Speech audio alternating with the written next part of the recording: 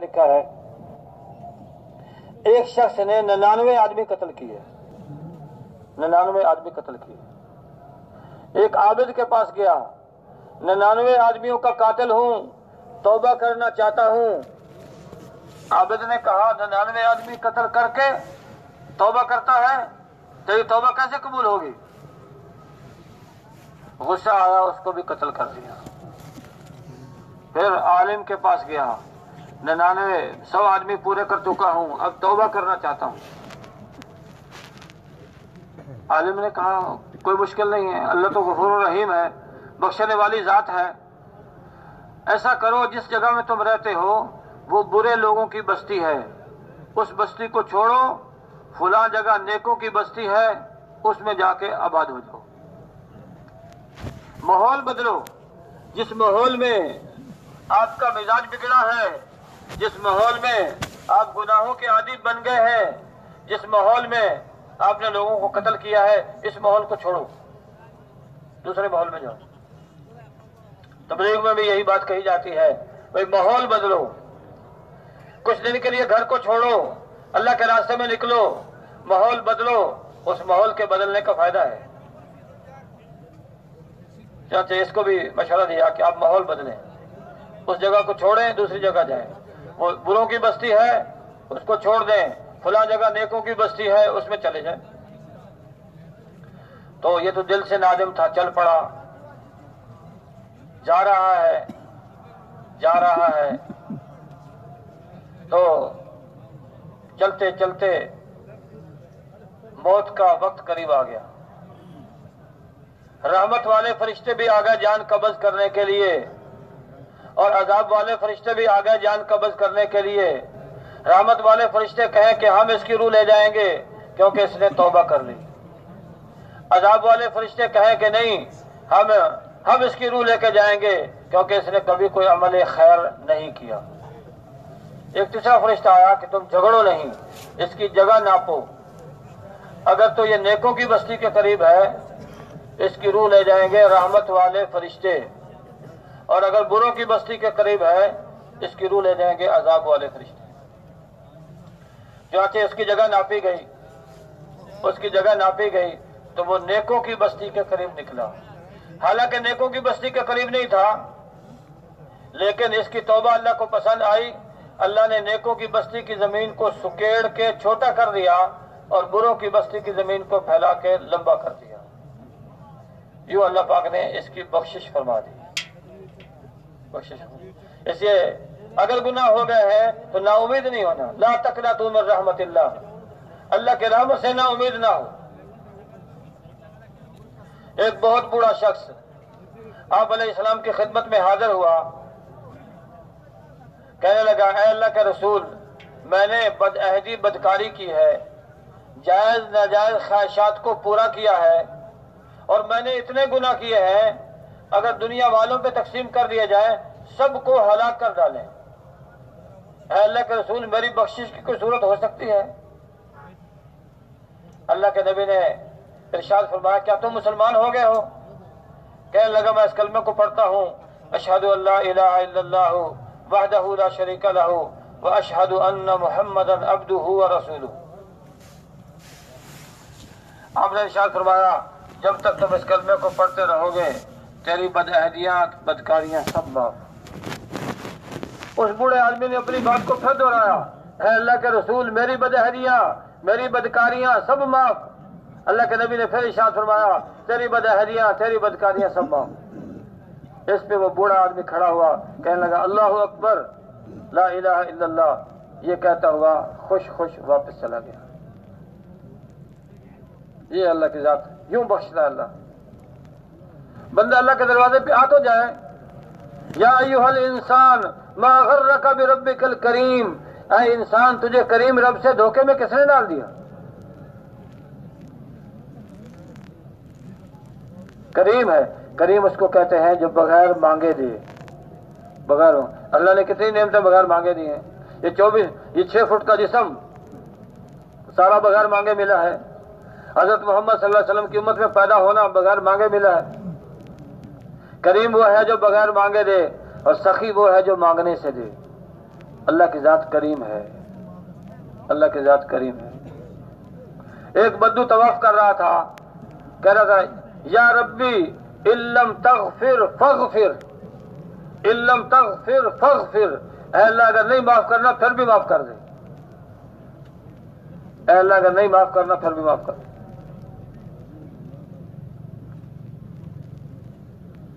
امت کا سب سے بڑا ظالم حجاج ابن یوسف جب موت کا وقت قریب آیا تو کیا کہنے لگا، اے اللہ مجھے بخش دے، کیونکہ لوگ کہتے ہیں کہ اس کو اللہ نہیں بخشے گا، اے اللہ بخش دے، کیونکہ لوگ یہ کہتے ہیں کہ اللہ اس کو نہیں بخشے گا۔ تو اللہ سے معافی مانگنا اور اپنے گناہوں کی معافی چاہنا یہ اللہ کو پسند ہے۔ ایک دفعہ آپ علیہ الصلوۃ والسلام کے پاس کچھ قیدی آئے، اس میں عورتیں اور بچے بھی تھے۔ تو ایک عورت کا بچہ گم ہو گیا، وہ تلاش کر رہی تھی، بچہ مل نہیں رہا تھا، وہ باولوں کی طرح تلاش کر رہی تھی، باولوں کی طرح۔ کوئی بچہ نظر آتا اس کو اٹھاتی، سینے سے لگاتی، چومتی، پھر بچے کی تلاش میں لگ جاتی، پھر کوئی بچہ نظر پڑتا، اٹھاتی، چومتی، سینے سے لگاتی، ہوتے ہوتے اس کا بچہ مل گیا، سینے سے لگا کے خوش خوش واپس جا رہی ہے۔ اللہ کے نبی نے صحابہ سے پوچھا کیا خیال ہے، یہ عورت اس بچے کو آگ میں ڈال دے گی؟ صحابہ نے کہا اللہ کا رسول اتنی مشکل سے تو بچہ ملا ہے، اور اس کا حال عجیب تھا، جب بچہ نہیں مل رہا تھا، یہ تو بالکل آگ میں نہیں ڈالے گی۔ اللہ کے نبی نے ارشاد فرمایا جتنی اس عورت کو اپنے بچے سے محبت ہے، اللہ پاک کو اس سے زیادہ اپنے بندوں سے محبت ہے۔ وہ اللہ انسان کو دوزخ کی آگ میں کیسے ڈال دے گا؟ بندہ اپنے کرتوتوں کی وجہ سے دوزخ کی آگ میں جائے گا، اللہ پاک اس کو نہیں ڈالے گا۔ تو بات یہ چل رہی تھی کہ گناہ ہو جائے نا امید نہیں ہونا، گناہ ہو جائے نا امید، معافی مانگنا یہ اللہ کو پسند ہے۔ حضرت آدم علیہ السلام کو اللہ پاک نے منع فرمایا کہ جنت میں رہو لیکن اس درخت کے قریب نہیں جانا، اس نے تو شیطان نے ورگلایا، شیطان ہمارا دشمن ہے، ازلی دشمن، شیطان نے ورگلایا، اللہ پاک نے آپ کو جو منع کیا اس درخت سے اس وجہ سے منع کیا ہے، اس درخت کا پھل کھاؤ گے تو پھر ہمیشہ رہو گے، ہمیشہ جنت میں رہو گے۔ تو مختصر یہ کہ حضرت آدم علیہ السلام نے اس درخت کا پھل کھا لیا، جنت سے نکلنا پڑا۔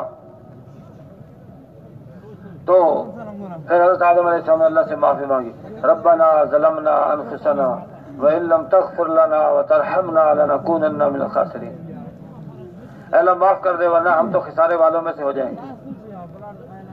تو معافی مانگتے رہے، اللہ پاک نے حضرت آدم علیہ السلام کی معافی کو قبول فرما لیا۔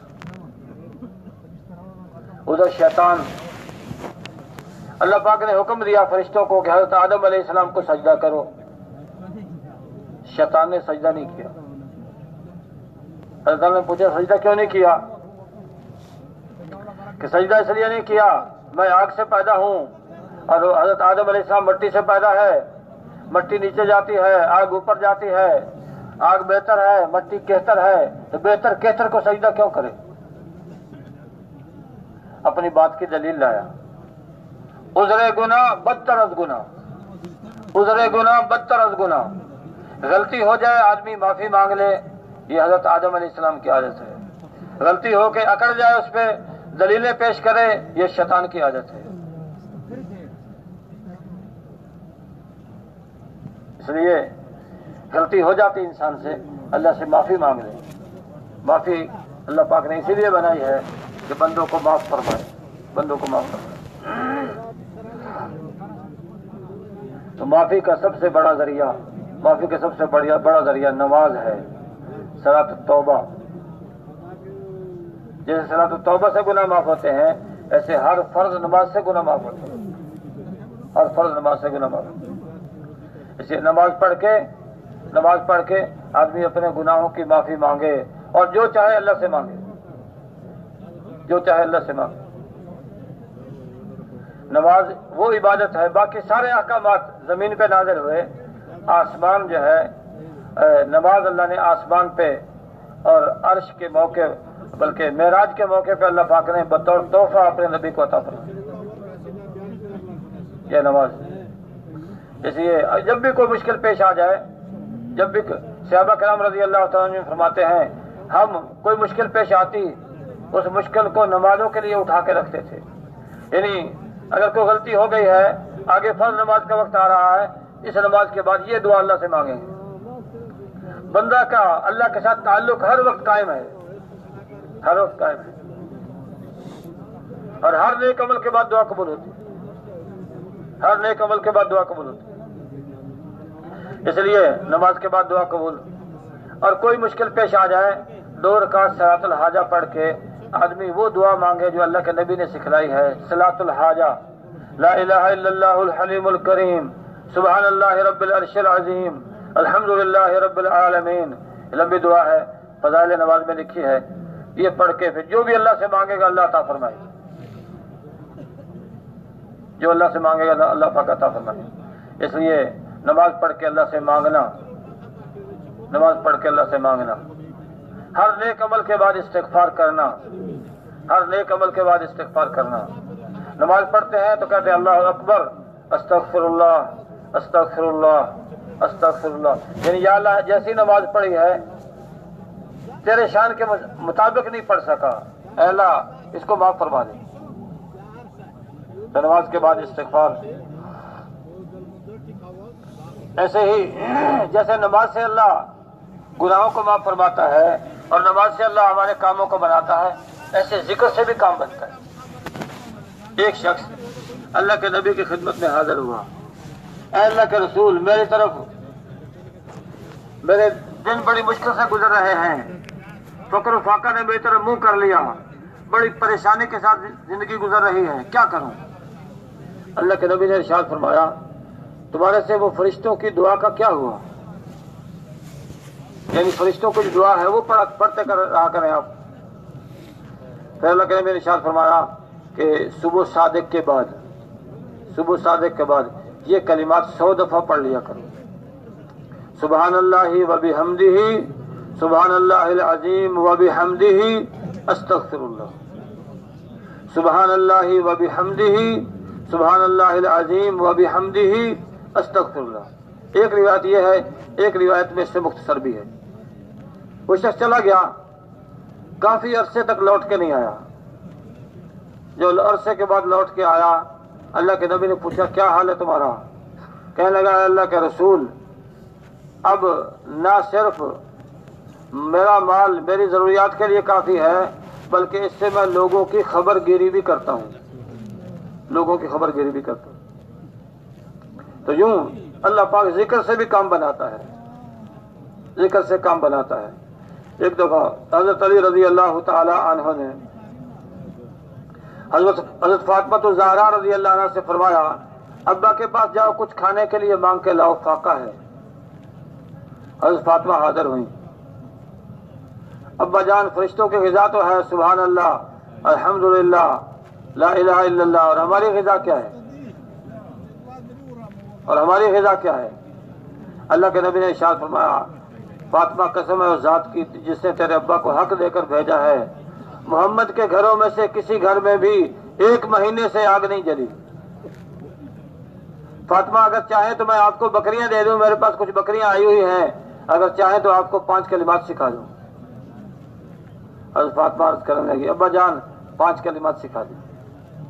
اللہ کے نبی نے ان کو 5 کلمات سکھا دیے، یا اول الاولین و یا آخر الآخرین و یا ذا القوۃ المتین و یا راحم المساکین و یا ارحم الراحمین، یا اول الاولین و یا آخر الآخرین و یا ذا القوۃ المتین و یا راحم المساکین و یا ارحم الراحمین۔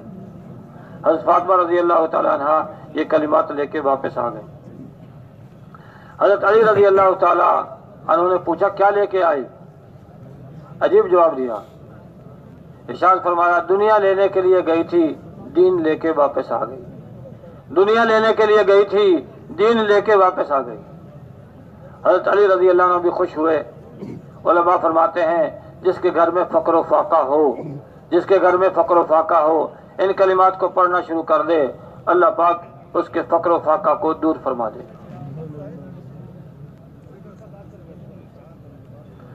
دن کے شروع میں جو سورت یاسین پڑھ لے گا، سارے دن کی حاجتیں اللہ اس کی پوری فرما دے گا۔ اور رات کو سوتے ہوئے جو آدمی آیت الکرسی پڑھ لے گا، اللہ پاک اس کے گھر کے حفاظت کے لیے فرشتہ مقرر کر دے گا۔ اور جو 2 دفعہ آیت الکرسی پڑھے گا، اللہ پاک اس کے گھر کے حفاظت کے لیے، اس کے پڑوسی کے گھر کی حفاظت کے لیے بھی فرشتہ مقرر کر دے گا۔ اللہ کا ذکر حصن حسین مضبوط قلعہ ہے، مضبوط قلعہ ہے، اس لیے اٹھتے بیٹھتے چلتے پھرتے اللہ کو یاد کرتے رہنا۔ ایک دفعہ آپ علیہ السلام نے صحابہ سے پوچھا کہ تم میں کوئی ایسا ہے جو روزانہ احد پہاڑ کے برابر نیکی کر لے؟ صحابہ نے کہا اللہ کے رسول ہم میں تو کوئی بھی ایسا نہیں ہے، احد پہاڑ کے برابر روزانہ نیکی۔ اللہ کے نبی نے ارشاد فرمایا تم میں سے ہر آدمی ایسا ہے۔ پھر ارشاد فرمایا سبحان اللہ کا ثواب احد پہاڑ سے زیادہ ہے، الحمدللہ کا ثواب احد پہاڑ سے زیادہ ہے، اللہ اکبر کا ثواب احد پہاڑ سے زیادہ ہے، لا الہ الا اللہ کا ثواب احد پہاڑ سے زیادہ ہے۔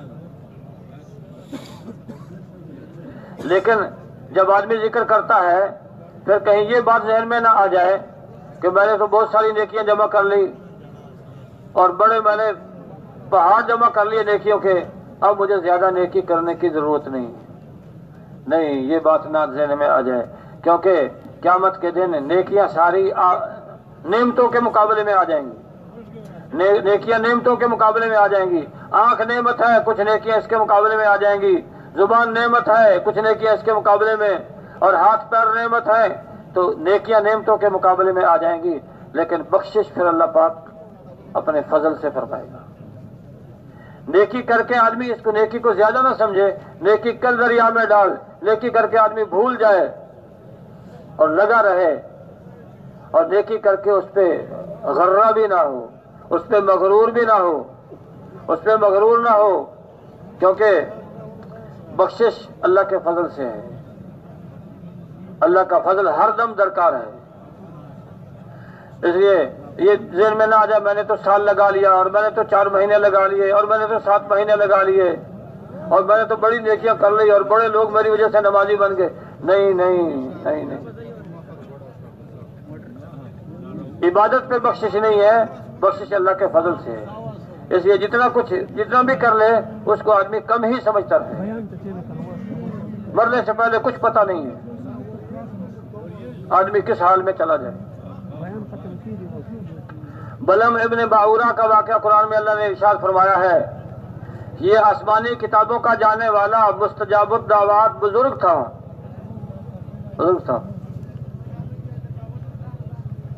لیکن حضرت موسیٰ علیہ السلام کے خلاف بد دعا کے لیے ہاتھ اٹھا دیے، زبان لٹک کے باہر آ گئی،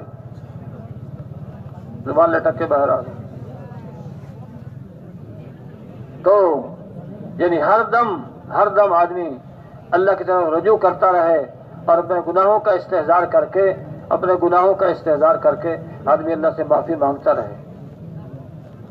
اور کسی آدمی کے بارے میں کوئی پتہ نہیں ہے، معاملہ تو اللہ کے ہاتھ میں ہے، اللہ پکڑنے پہ آئے تو چھوٹی سی بات پہ پکڑ لے، اور بخشنے پہ آئے تو چھوٹی سی بات پہ بخش دے۔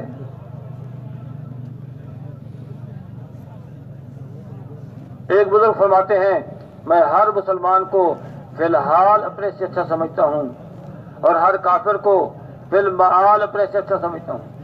فی الحال یہ مسلمان ہے، میں بھی مسلمان ہوں، تو اس کی نیکیاں میری نیکیوں سے بڑھ سکتی ہیں، اور یہ کافر فی الحال تو میرے سے اچھا نہیں ہے، یہ کافر ہے، میں مسلمان ہوں، لیکن ابھی زندگی باقی ہے، ہو سکتا ہے یہ مسلمان ہو جائے، اس کی نیکیاں میرے سے بڑھ جائیں۔ اس لیے ہر دم آدمی اپنے آپ کو اللہ کی رحمت کا محتاج سمجھے، اللہ کی رحمت کا محتاج سمجھے، اور اللہ کی عبادت میں لگا رہے، اور اللہ کی مخلوق کے ساتھ حسن سلوک کرتا رہے۔ حسن سلوک، انسان نیکی کرتا ہے، ادھر دوسرے کی غیبت کر دی، غیبت کر دی تو ساری نیکیاں اس کے پاس چلی گئی. کسی کو تانا دے دیا اس سے نیکیاں ضائع ہو گئی.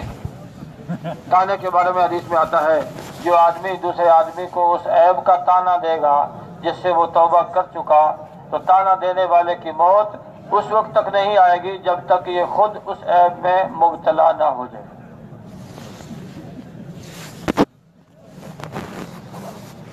بلکہ ساتھیوں کے ساتھ، اپنے بھائیوں کے ساتھ، اپنے رشتہ داروں کے ساتھ عفو اور درگزر کا معاملہ کرنا چاہیے. عفو اور درگزر کا معاملہ، عفو اور درگزر کا معاملہ یہ اللہ کو پسند ہے. اللہ کو پسند ہے. اپنے بھائیوں کے ساتھ ہم ایسے سلوک کریں جیسے حضرت یوسف علیہ السلام نے اپنے بھائیوں کے ساتھ کیا تھا. حضرت یوسف علیہ السلام بھائیوں کے ساتھ کیا تھا. کہ قرآنی واقعات ان میں ہمارے لیے عبرت ہے، سبق کی چیزیں ہیں. حضرت یوسف علیہ السلام کی عمر 7 برس کی تھی. بھائیوں نے دیکھا کہ باپ کی توجہ حضرت یوسف علیہ السلام کی طرف زیادہ ہے، ہماری طرف کم ہے. ان سے زیادہ پیار کرتے ہیں، ہمارے سے کم پیار کرتے ہیں. انہوں نے اسکیم بنائی کہ ان کو باپ سے جدا کریں. کہا ابا جان ہم ذرا شکار جنگل میں جانا چاہتے ہیں، وہاں کھائیں گے پیئیں گے بھاگیں گے دوڑیں گے، تو یوسف کو ہمارے ساتھ نہیں. وہاں ایسا نہ ہو، حضرت یعقوب علیہ السلام نے ایسا نہ ہو کہ تم اپنے کھیل کود میں لگ جاؤ اور بھیڑیا اس کو کھا جائے. انہوں نے کہا نہیں، ہم پوری جماعت ہیں، جماعت میں سے بھیڑیا کیسے لے جائے گا. خیر راضی کر کے لے گئے. باپ کے سامنے تو کبھی ایک اٹھاتا ہے کبھی دوسرا اٹھاتا ہے. جب باپ کی آنکھوں سے اوجھل ہوئے تو اٹھا کے زمین پہ مارا. اور حضرت یوسف کبھی ایک بھائی کے پاس جاتے ہیں کبھی دوسرے بھائی کے پاس، کوئی بھی نرمی کرنے کے لیے تیار نہیں ہے. پھر بڑے بھائی کے پاس گئے، کیا آپ نے ابا سے وعدہ نہیں کیا تھا کہ میں اس کا خیال رکھوں گا؟ انہوں نے کچھ نرمی کی. خیر پھر آپس میں سوچنے لگے کیا کریں. کسی نے کہا ان کو قتل کر دیں، کسی نے کہا قتل نہیں کرتے، ہاں ان کو قتل کر دیں اور پھر بعد میں اللہ سے معافی مانگ لیں گے. یہ شیطان کا حربہ ہے.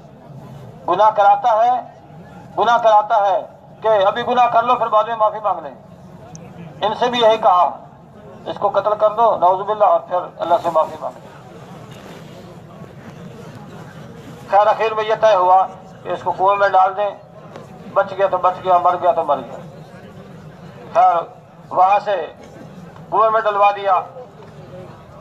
تو پھر قافلہ آ رہا تھا، انہوں نے ان کو لیا اور بازار مصر میں جا کے بیچے. عزیز مصر کے گھر پہنچے تو وہاں سے پھر جیل میں جانا پڑا. جیل میں جب گئے تو بادشاہ کے 2 نوکر وہ بھی جیل میں پہنچ گئے. انہوں نے خواب دیکھا تو تعبیر پوچھنے کے لیے حضرت یوسف علیہ السلام کے پاس آئے. حضرت یوسف علیہ السلام نے فرمایا ٹھیک ہے، کھانا آنے سے پہلے میں تمہیں تعبیر بتا دوں گا، پہلے میری بات سنو. ان کو دعوت دی، پھر بعد میں تعبیر بھی بتا دی. تو ایک کے بارے میں تعبیر یہ تھی کہ ایک قتل ہو جائے گا، پھانسی چڑھ جائے گا، اور دوسرا جو ہے بادشاہ کی خدمت میں لگے گا. جس کے بارے میں یہ خیال تھا، لیکن ان کو نہیں بتایا کہ تم میں سے کس کو پھانسی لگے گی اور کون بادشاہ کی خدمت کرے گا. مبہم طریقے پہ بتا دیا. لیکن جس کے بارے میں خیال تھا کہ یہ خدمت میں جائے گا، اس کو کہنا کہ جب آپ بادشاہ کے دربار میں جائیں تو یہ کہنا کہ ایک بے گناہ قیدی جیل میں پڑا ہوا ہے، ایک بے گناہ قیدی ہے جیل میں ہے. اللہ کی شان وہ بھول گیا. بادشاہ نے خواب دیکھا. خواب دیکھ کے پھر درباریوں سے پوچھا اس کی تعبیر دو. انہوں نے کہا یہ تو اضغاث الاحلام ہے، یہ تو ایسے خیالی باتیں ہیں، اس کی تعبیر نہیں ہے، اور اگر ہے تو ہم تعبیر سے واقف نہیں ہیں. پھر اس کو جو بادشاہ کی خدمت میں آ کے لگا، اس کو یاد آیا، او ہو، کہا بادشاہ سے مجھے آپ بھیجے وہاں قید خانے میں، ایک قیدی ہے وہ خوابوں کی تعبیر جانتا ہے. تو قید خانے میں آ گئے. حضرت یوسف علیہ السلام کے پاس آیا، اے یوسف یہ خواب ہے، اس کی تعبیر بتائیں. حضرت یوسف علیہ السلام نے خواب کی تعبیر بھی بتائی اور اس کی تدبیر بھی بتائی. خواب کی تعبیر یہ تھی کہ قحط پڑے گا، قحط، اور اس کی تدبیر یہ بتائی کہ آپ غلہ جمع کر کے رکھ لیں، لیکن غلے کو بالیوں سے باہر نہ نکالیں ورنہ اس کو کیڑی لگ جائے گی، اس کو بالیوں کے اندر رہنے دیں اور جمع کر لیں۔ جب قحط سالی آئے گی تو پھر جتنا ضرورت ہو اتنا غلہ نکال کے استعمال کرتے رہیں۔ یہ تدبیر بھی بتا دی۔ اچھا، جب یہ شخص آیا، تقریباً 7 سال کا عرصہ اس میں گزر گیا، 7 سال کا عرصہ۔ جب یہ شخص آیا اور آ کے حضرت یوسف علیہ السلام سے خواب کی تعبیر پوچھی تو حضرت یوسف علیہ السلام نے یہ نہیں ارشاد فرمایا کہ 7 سال پہلے تجھے ایک کام کہا تھا، وہ تو گیا بھول، اور جب تجھے اپنی ضرورت یاد آئی بھاگا بھاگا میرے پاس تعبیر پوچھنے کے لیے آیا۔ یہ نہیں فرمایا۔ یہ کیوں نہیں فرمایا؟ نبیوں کے اخلاق، نبیوں کے اخلاق۔ یہ اس لیے نہیں فرمایا، یہ اس لیے نہیں فرمایا کہ اگر میں یہ کہوں گا تو اس کی دل آزاری ہوگی، شرمندہ ہوگا۔ شرمندہ نہیں کیا۔ یعنی کتنا خیال ہے انسانیت کا، کتنا خیال ہے انسانیت کا، کتنا خیال ہے۔ شرمندہ نہیں کیا، کوئی بات نہیں کی۔ بادشاہ کو جا کے تعبیر بتائی، بادشاہ بڑا متاثر ہوا۔ اچھا، ایسا سمجھدار انسان قید میں ہے، لاؤ اس کو۔ مقصد یہ ہے کہ حضرت یوسف علیہ السلام کو وزیر بنا دیا۔ تو بڑی اچھی تدبیر کے ساتھ ملک انہوں نے چلایا۔ تو جب قحط پڑ گیا، اب لوگوں کو پتہ لگا بھی وہاں سے غلہ ملتا ہے، تو حضرت یعقوب علیہ السلام کے بیٹے بھی غلہ لینے کے لیے حضرت یوسف علیہ السلام کے پاس پہنچ گئے۔ حضرت یوسف علیہ السلام نے ان کا بڑا اکرام کیا، اکرام کر کے جو ہے ان کو ٹھہرایا اور ان کو غلہ دیا، اور غلہ دے کے وہ جو پونجی لے کے آئے تھے وہ بھی ان کی بوریوں میں ڈال دی۔ تو جب بھائیوں نے دیکھا حسن سلوک کہ بادشاہ ہمارے اوپر بڑا مہربان ہے، کہنے لگے ہمارا ایک بھائی اور بھی ہے، اس کے حصے کا غلہ بھی آپ ہمیں دے دیں، کیونکہ ایک آدمی کو غلہ ایک اونٹ کا بوجھ دیتا تھا، تو ایک بھائی جو ہے وہ آ نہیں سکا۔ ہمارا ایک بھائی تھا وہ گم ہو گیا، تو اس کی وجہ سے اب والد نے اس کو نہیں ہمارے ساتھ بھیجا، دوسرے بھائی کو، تو اس کے حصے کا غلہ بھی دے دیں۔ فرمایا نہیں، جو موجود ہے اس کو غلہ ملے گا، دوسرے کو نہیں ملے گا۔ ہاں، جب دوبارہ آؤ گے اس کو ساتھ لے کے آنا، پھر اس کو بھی دوں گا۔ اگر اس کو ساتھ لے کے نہ آئے تو آپ کو بھی نہیں دوں گا۔ لے کے چلے گئے اور حضرت یعقوب علیہ السلام کی خدمت میں عرض کرنے لگے، ابا جان ایسا آدمی ہے اور ایسا بادشاہ، ایسا نرم دل اور ایسا رحم دل اور ایسا اکرام ہمارا کیا۔ اچھا، اور بوریاں جو کھول کے دیکھیں، یہ تو ہماری پونجی بیچ میں سے نکل آئی، ہمارے پیسے بھی واپس کر دیے۔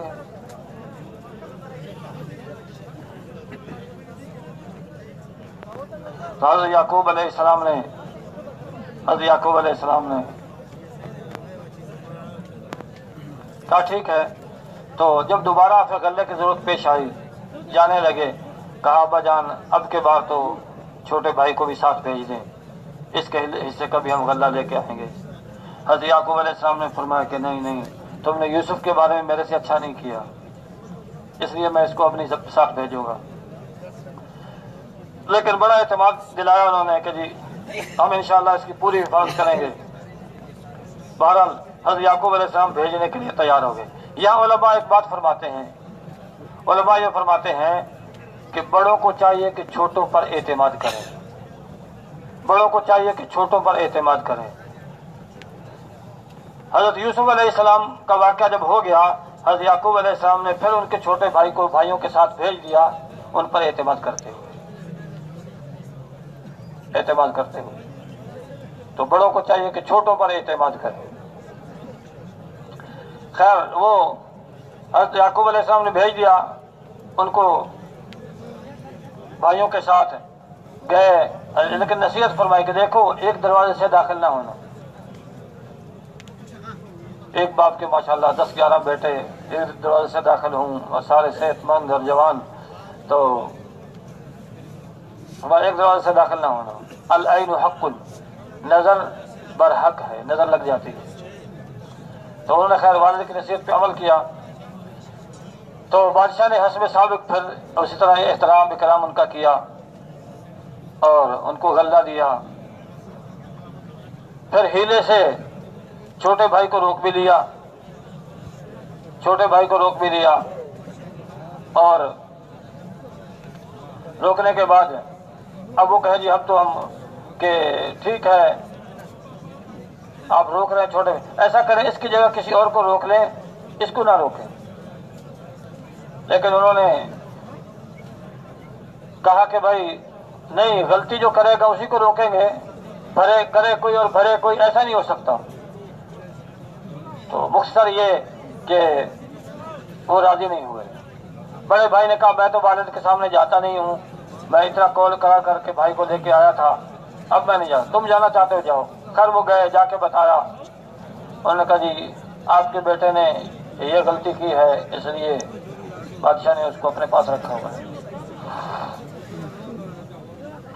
حضرت یوسف علیہ السلام فرمانے لگے جاؤ یوسف کو بھی تلاش کرو اور اس کے بھائی کو بھی لے کے آؤ، مجھے یوسف علیہ السلام کی خوشبو آ رہی ہے۔ پہلے بھی فرما دیا تھا کہ جب یوسف علیہ السلام کو کنویں میں ڈال دیا، پھر جھوٹا موٹا خون کپڑوں پہ لگا کے، کرتے پہ لگا کے حضرت یعقوب علیہ السلام کے سامنے پیش کر دیا کہ یہ بھیڑیا کھا گیا اور یہ قمیص ہے۔ اس بھی فرمایا تھا حضرت یعقوب علیہ السلام نے کہ وہ کیسا سمجھدار بھیڑیا تھا، حضرت یوسف علیہ السلام کو نکال کے بیچ میں سے کھا گیا اور کرتا پھٹا نہیں ہے، تو اشارہ کر دیا۔ بہرحال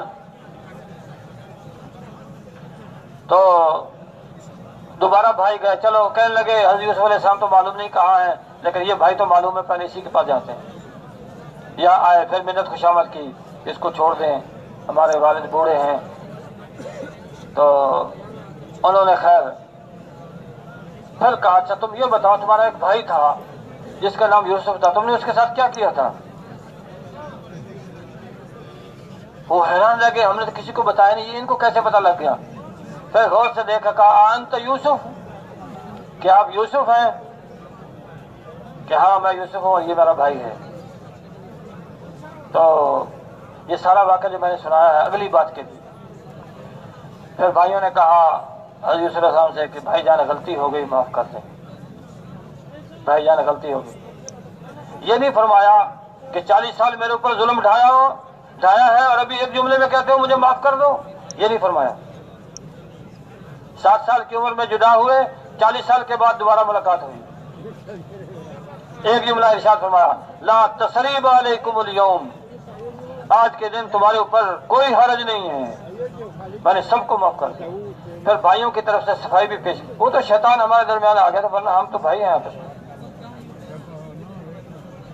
آج اس اخلاق کی ضرورت ہے، اس اخلاق کی ضرورت ہے۔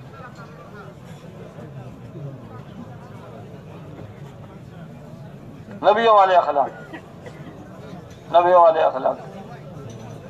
اور پھر ابا جان کے پاس گئے، ابا جان غلطی ہو گئی، آپ ہمارے لیے معافی مانگے اللہ سے۔ فرمایا سوف استغفر لکم، ان قریب تمہارے لیے میں استغفار کروں گا۔ مراد اس سے علماء فرماتے ہیں، مراد اس سے ہے کہ تہجد کے وقت میں استغفار کروں گا، تہجد کے وقت۔ تو بھائیو یہ صفات ہیں، نبیوں والے اخلاق امت میں آ جائیں، کلمے والا یقین امت میں آ جائے، اور خشوع خضوع والی نمازیں امت میں زندہ ہو جائیں، اور خیریں اور خوبیاں امت میں پیدا ہو جائیں۔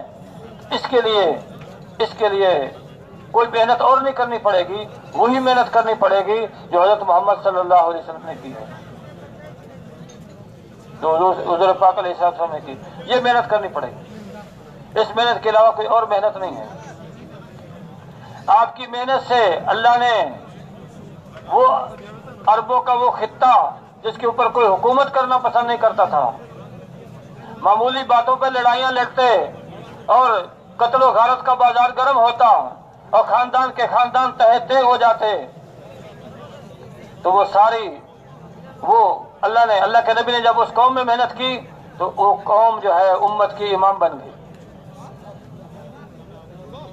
اکرام کا وہ منظر پیش کیا ہے جب صحابہ کرام رضی اللہ تعالی عنہم اجمعین مکہ والے ہجرت کر کے مدینہ گئے، مدینے والوں نے کہا اے اللہ کا رسول، یہ ہمارے مہاجرین بھائی آئے ہیں، ہم یہ چاہتے ہیں یہ بھی کھائیں کمائیں جیسے ہم کھا کما رہے ہیں، یہ ہماری زمینیں ہیں، آدھی تقسیم کر کے ان کو دیتے ہیں، आधी से हम गुजारा कर लेंगे।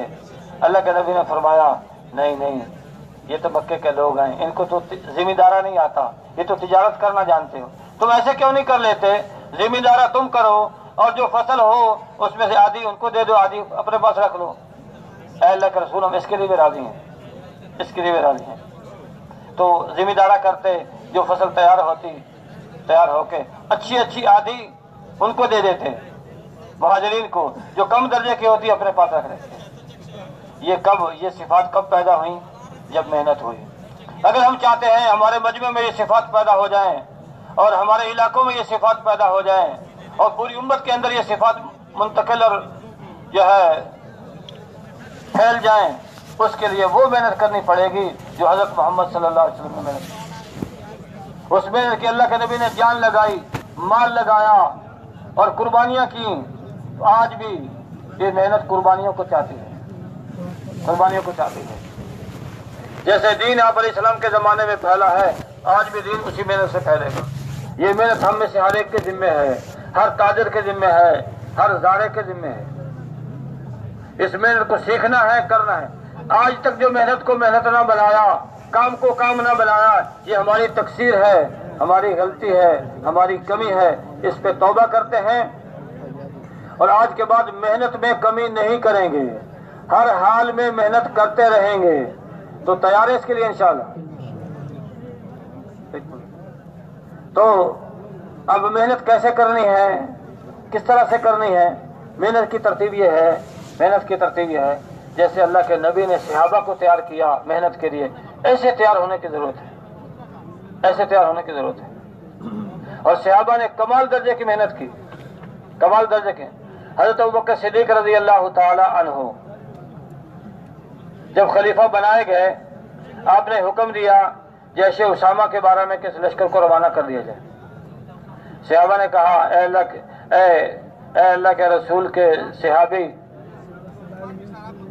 ये लश्कर अगर रवाना हो जाएगा, मदीने के हालात तो आपके सामने हैं। कुछ लोगों ने ज़कात देने से इनकार किया है और कुछ ने इर्तिदाद इख्तियार किया है।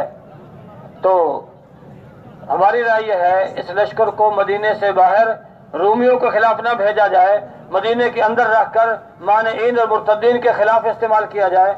जब अंदर के हालात ठीक हो जाएंगे फिर बाहर भी भेज देंगे। हज़रत अबू बकर फरमाने लगे जिस लश्कर को सैयदुल अंबिया हज़रत मोहम्मद सल्लल्लाहु अलैहि वसल्लम रवाना फरमा के गए हूँ, भला अबू कुहाफा के बेटे की क्या मजाल है कि उस लश्कर को रोक दे। अगर दरिंदे आए मुझे मदीने से उचक के ले जाइए तो हो सकता है, लश्कर को रोकना मुनासिब नहीं। लश्कर को रवाना किया। बाकी अफराद जो बचे उनको जमा किया, उनकी तादाद एक रिवायत के मुताबिक 300 तक पहुंची। इनको मानेइन और मुर्तदीन के खिलाफ रवाना किया। हज़रत अबू बकर सिद्दीक रज़ी अल्लाह अन्हु खुद भी इनके साथ चले गए। सहाबा की राय फिर बदली, ऐ अबू बकर मदीना खाली है, मदीने में हमारी औरतें हैं, मदीने में हमारे बच्चे हैं, उधर से रूमियों की तरफ से हमले का खतरा है। अगर उन्होंने आके हमला कर दिया वो हमारी औरतों और बच्चों को कत्ल कर देंगे, आप अलैहिस्सलाम की अज़वाज मुतहरात को शहीद कर देंगे। ये हालात पैदा हो सकते हैं, इसलिए हमारी राय है आप वापस मदीना तशरीफ ले जाएं और अपनी जगह किसी और को अमीर बनाएं। हज़रत अबू बकर वापस हुए सहाबा के सरार पर, अपनी जगह पे हज़रत खालिद इब्न वलीद रज़ी अल्लाह तआला को अमीर बनाए। तो 2-3 दिन इसमें लग गए, इस जोड़ तोड़ में 2-3 दिन लग गए। तो मस्जिद नबवी पर ये 3 दिन ऐसे गुजरे हैं कि मस्जिद नबवी में कोई बालिग मर्द अजान देने वाला मौजूद नहीं था। इसी मौके पे हज़रत अबू बकर सिद्दीक रज़ी अल्लाह तआला ने फरमाया था, अगर मुझे इस बात का यकीन आ जाता कि जैसे उसामा सारा का सारा शहीद कर दिया जाएगा और इस बात का यकीन आ जाता कि रूमी लोग मदीने में दाखिल होंगे, वो हमारी औरतों और बच्चों को कत्ल कर देंगे, आप अलैहिस्सलाम की अज़वाज मुतहरात को शहीद कर देंगे, अगर इस बात का यकीन भी आ जाता फिर भी अबू बकर इस लश्कर को रवाना करके रहता। अयुन का सुद्दीन में आना है, दीन में कमी आ जाए अबू बकर जिंदा हो ये नहीं हो सकता। या दीन दुनिया में फैल जाएगा या अबू बकर दुनिया से चला जाएगा। दीन की कमी के साथ हज़रत अबू बकर सिद्दीक रज़ी अल्लाह तआला अन्हु दुनिया में जिंदा रहने के लिए तैयार नहीं थे। तो आज भी इसी बात की जरूरत है। आज इर्तिदाद भी है, ज़कात में कमी भी है, نماز میں بھی کمی ہے، آج بھی وہی حالات ہیں۔ بھائی ضرورت تو اس بات کی ہے کہ ہم حضرت ابوبکر صدیق رضی اللہ عنہ والا جذبہ لے کے اٹھیں اور امت میں پھیل جائیں۔ جب تک دین دنیا میں پھیل نہ جائے ہم گھروں کی طرف لوٹے نہیں۔ آج بھی اس بات کی ضرورت ہے، ہم اللہ کے راستے میں نکلے رہیں گے، یا تو اللہ کا دین دنیا میں پھیل جائے گا یا ہماری قبریں اللہ کے راستے میں بن جائے گی۔ جب تک دین دنیا میں پھیلے گا نہیں ہم گھروں کی طرف لوٹیں گے نہیں۔ اس کے لیے تیار ہیں جی؟ کون کون تیار ہے اس کے لیے؟ سب تیار ہیں۔ اس کی ترتیب یہ ہے، ایک دم تو ہم اس پہ آ جائیں، اللہ کے لیے تو کوئی مشکل نہیں، لیکن ظاہر مشکل ہے۔ تو اس کی ترتیب یہ ہے کہ جن کے 4 مہینے نہیں لگے وہ 4 مہینے کے لیے اللہ کے راستے میں نکلیں، پھر آگے بڑھتے رہیں۔ آنا اس پر ہے، جب تک دین دنیا میں پھیل نہ جائے ہم گھروں کی طرف لوٹیں گے نہیں۔ جن ساتھیوں نے پہلے نام لکھایا ہے وہ تو تشریف رکھیں، اور جنہوں نے ابھی تک نام نہیں لکھایا وہ پیش کریں جی۔ 4 مہینے اور جن کے قواعد پورے ہیں تو ملکوں کے لیے، اندرون ملک سال کے لیے فرمائیں جی 4 مہینے اور سال اندرون اور سال 7 مہینے بیرون، اس کے لیے فرمائیں جی ماشاءاللہ۔